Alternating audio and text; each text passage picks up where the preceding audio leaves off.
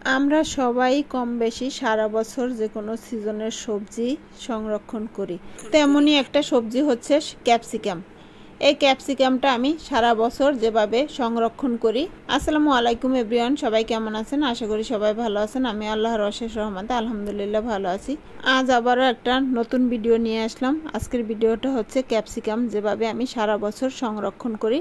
প্রথমে আমি কিছু ক্যাপসিকাম এখানে একটু ধুয়ে নিচ্ছি, ধুয়ে টিস্যু দিয়ে মুছে নেব। কিন্তু সুন্দর করে টিস্যু বা একটা কাপড় দিয়ে, পাতলা কাপড় দিয়ে মুছে নিতে হবে। কোনো রকম যেন গায়ে একটু পানি না থাকে, পানি থাকলে কিন্তু পচে যাবে। এভাবে সুন্দর করে মুছে নিতে হবে। এবার আমি কেটে দেখাচ্ছি। এই যে এভাবে দুই ফালি করে কেটে মাঝখানের এই অংশটা ফেলে দেব। মাঝখানের এই অংশ, তারপর মাঝখানে যে সাদা সাদা অংশগুলো থাকবে ওগুলো সবই আমি ফেলে দেব, কারণ এইগুলো থাকলে কিন্তু দ্রুত পচে যাবে। আমি যেভাবে রাখি সেটাই আমি দেখিয়েছি।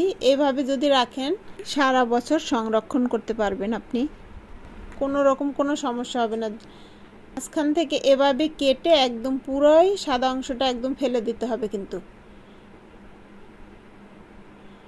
আস্তে আস্তে করে এরকম হাত দিয়ে ভালোভাবে ফেলে দিতে হবে। সমস্ত ভিতরের বিচিগুলো, তারপরে হচ্ছে সাদা অংশগুলো সব ফেলে দিচ্ছি। আমি কিন্তু এখানে আরও দুই রকমের ক্যাপসিকাম আছে, আমি নেই কিন্তু, কারণ হচ্ছে সাদা ওই হলুদ আর হচ্ছে লাল ক্যাপসিকামটার একটু দাম বেশি, তাই আমি এখানে এই সবুজ একটা কালারেরই নিয়েছি। আপনারা চাইলে তিনটা কালারই নিতে পারেন, কিন্তু আমি খালি খেলেই একই স্বাদ একই ঘ্রাণ, আমি অন্য কোনো কালার নেই যা নিয়েছি তাই আমি আপনাদের দেখাচ্ছি। এখানে সবুজ কালারের ক্যাপসিকামটা আমি সুন্দর করে এরকম করে কুচি কুচি করে কেটে নিচ্ছি। এই যে আমি দুইভাবে কেটে নিয়েছি, কিছুটা কিউব করেও কেটে নিয়েছি শাসলিক বানানোর জন্য। তারপরে হচ্ছে আপনার চাইনিজ সবজি টবজি রান্না করলে ওটার ভিতরে দেওয়া যাবে, তাই এরকম করে কিছু কেটে নিয়েছি, আর কিছুটা এরকম পাতলা পাতলা করে কেটে নিয়েছি।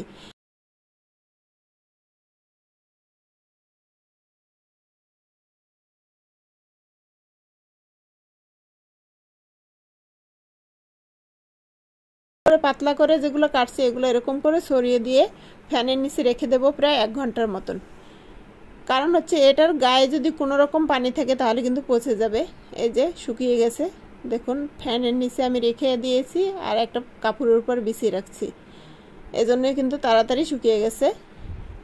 এবার একটা বক্সে নিয়ে নিচ্ছি। বক্সটার মধ্যে কিন্তু আমি টিস্যু দিয়ে নেব। সুন্দর করে এখানে একটা টিস্যু ছড়িয়ে দিচ্ছি, টিস্যুটা দিয়ে ভালোভাবে এরকম রেখে দিচ্ছি। পুরাটাই এখানে দিয়ে আমি রেখে দেব, ফ্রিজে 4-5 ঘন্টার জন্য রেখে দেব। আর এগুলোও কিন্তু আর একটা বক্সে, আমি চাইলে এখানেও রাখা যায়, তারপর আমি আর একটা বক্সে রেখে দিচ্ছি। এই যে একটু একটু সাদা সাদা আছে, এগুলো কিন্তু ফেলে দিচ্ছি। কোনো রকম সাদা অংশ থাকা যাবে না, থাকলে কিন্তু পচে যাবে। আর এটা খাওয়ার সময় কিন্তু যখন দরকার হবে, যতটুকুই দরকার হবে ততটুকুই বের করে নিতে হবে, না হয় কিন্তু একবার যদি গলে যায় তাহলে কিন্তু পচে যাবে। এই যে আমি জাস্ট 2-3 মিনিটের জন্য বের করছি, এটা যদি বরফটা ছেড়ে যায় তাহলে কিন্তু নষ্ট হয়ে যাবে। দ্রুত আবার ফ্রিজে রেখে দেব। আমি কিন্তু এটা প্রায় সারা রাত্র ফ্রিজে রাখার পরে এরকম বরফ হয়ে গেছে। এই যে যার যার প্রয়োজন হয় এভাবে কিন্তু রাখতে পারেন। আমার ভিডিওটা যদি কারো ভালো লেগে থাকে অবশ্যই একটা লাইক কমেন্ট শেয়ার করে দিবেন, আর যদি ইউটিউব থেকে দেখেন একটা সাবস্ক্রাইব করে দেবেন। তো আজ পর্যন্ত।